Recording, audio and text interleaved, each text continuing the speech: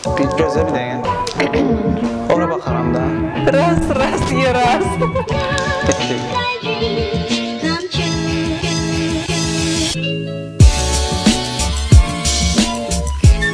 Sən necədir bura? Kişilə kişilik olar. Oğlanla oğlan, nə bilim, adam elə təsəvvür eləyə bilmir. Bura Azərbaycan deyə, Avropaya fikriniz getməsin, buranın dəyərlərimiz var, bizim problemimiz var. Sabah bir sürü müharibə oldu, Qarabağ almağa kim gedəcək? Bunlar gedəcəklər. Bunlar heç ana-bacı qeyrəti çəkənməzlər. Hatta o qaldı ki, gedib Qarabağ alsın. Kişi olmaq sadəcə bir cinsi identifikasiyadır və homoseksual şəxslər də öz cinslərini inkar eləmirlər. Yəni, onlar da kişidirlər və hər bir homoseksual vətənpərvər də ola bilər, öz yaşadığı ölkəsini, vətənini sevə bilər və vətəni üçün əlindən gələni eləyə bilər. O ki, qaldı homoseksualların hərbi xidmət keçməsinə.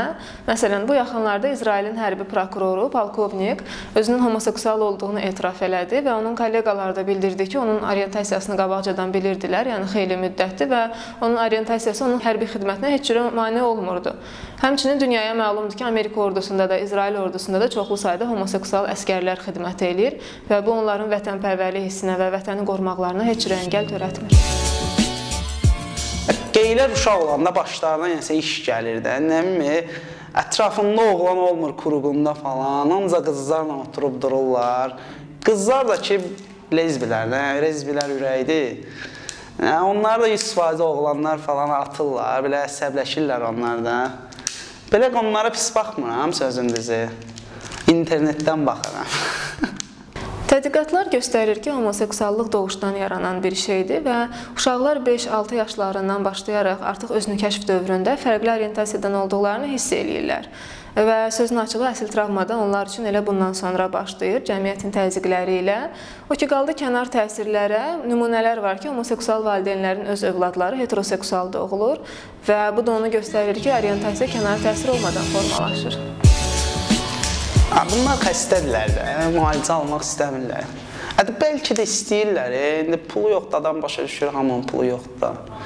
Belə şəxsən qalsa oğlanlığına, mən elə insan olsa, çıxardıb pul verərəm, özüm dəstək olaram. Amma kim müalicə alsın? İsqaretin yoxdur qaqa. 1970-ci illərdə Amerika Psixiatrik Assosiasiyası homoseksuallığı psixi xəstəliklər siyahısından çıxartdı. 17 may 1990-cı ildə isə Ümumdünya Səhiyyə Təşkilatı homoseksuallığı xəstəliklərin beynəlxalq təsnifatından çıxartdı və həmin gündən etibarən homoseksuallıq xəstəliyi sayılmır və Azərbaycan Səhiyyə Nazirliyi də həmin təsnifatı qəbul edib və bu səbəbdən də homoseksuallıq bir xəstəlik olmadığı üçün onun müalicəsi qadağandır və ümumiyyətlə müalicəsi mümkün deyil. Və tarix boyu da homoseksuallığı dəyişdirməklə bağlı bir çox eksperimentlər və müalicə cəhdləri olub, amma onlar uğursuzluqla nəticələnir. Özlərinin xəstə olmaları bəs deyil, spid yayırlar, pedofillidir, əxlaqsızlıqda, elə hamısı bunlardan çıxır da. Bəziləri də var ki, pul qazanır elə bundan. Masonların işi deyə bıraxınlar. Keçişə müxtəlif üsullarla yoluxmaq mümkündür. Onlardan biri də cinsi əlaqədir və orientasiyasından asılı olmayaraq hər bir kəs əgər qorunmadan cinsi əlaqəyə daxil olursa, onun keçişə yoluxmaq ehtimalı böyükdür və bu orientasiyadan asılı olmadan baş verir. Pedofiliya bir xəstəlikdir və 13-14 yaşa qədər olan uşaqlara qarşı seksual meyillilik pedofiliya adlanır. Lakin homoseksual fərdlər uşaqları hədəfə almır. Onlar öz həmcinslərinə qarşı seksual və romantik hisslər keçirirlər. Homoseksual fərdlər ən müxtəlif peşələrdə uğur qazana bilirlər.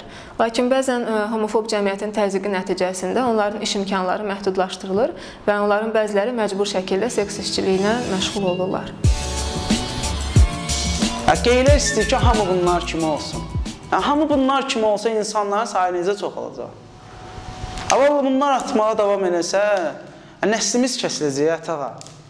Tarix boyu homoseksuallar hər zaman mövcud olub və araşdırmalar göstərir ki, coğrafi mövqeyindən, dilindən, dinindən, irqindən, millətindən asılı olmayaraq dünyanın hər yerində homoseksuallar var və onlar ümumi əhalinin 4-6%-ni təşkil edirlər. Yəni onların sayı nə artmır, nə də azalmır. Kişi çoxdur deyirlər, sonra yaxşı olan oğlana. Sonra ki, oradan kimsə sual verir, o da deyir, niyə olmaz? Nə bilim, olmaz deyil, kişi olmalıdır, bu mizahı var. Onun olmamızın gözü. Amma bunu monoloq şəklində, başa düşdün? Başa düşdün? Biz böyle mi gördük Bir dənə de. babamızdan? Onu sən anladın mı?